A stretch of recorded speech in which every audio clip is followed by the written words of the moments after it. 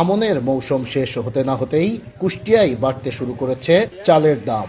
সপ্তাহ ব্যবধানে সব ধরনের চালের দাম বেড়েছে কেজি প্রতি 2 থেকে 3 টাকা। সরু মিনিকেট চাল বাজারে প্রতি কেজি 2 টাকা বেড়ে বিক্রি হচ্ছে 78 টাকায়।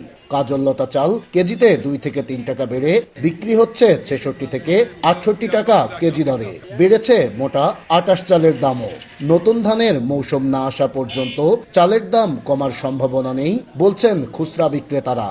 সবচেয়ে বেশি বাড়ছে চিকুন চালের কেজি প্রতি 2 টাকা বাড়ছে। মিল গেটে দাম হচ্ছে 76 টাকা, আমরা 78 টাকা বিক্রি করছি। আমরা তো মিলারদের কাছ থেকে চাউল কিনে বিক্রি করি, ওনারা যেভাবে দাম ধরে সেই অনুযায়ী আমরা 58 টাকা কেজিতে লাভে বেশি খুচরা বদলায়।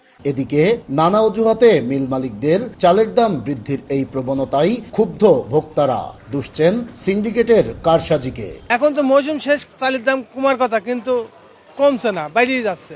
এভাবে আমরা কিভাবে চলবো? এটা কর্তৃপক্ষ যদি আপনার হচ্ছে জেলা প্রশাসক থেকে যদি নজর জারি করতো, ঠিক আছে, অবশ্যই আমার মনে হয় যে এটা নিয়ন্ত্রণ করা যেত।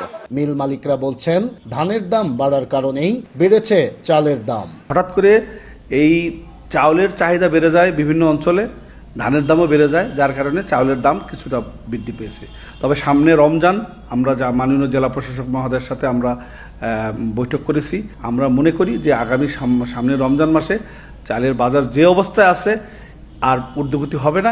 রমজানের আগে অযৌক্তিকভাবে চালের দাম বাড়ালে ব্যবস্থা নেওয়ার আশ্বাস জেলা প্রশাসকের। তাদের প্রতি আমাদের যে নির্দেশনা যে কোনোভাবেই এই দামটি বাড়ানো যাবে না, কারণ সামনে রোজা, মানুষের যেন কোনো ভোগান্তি না হয়।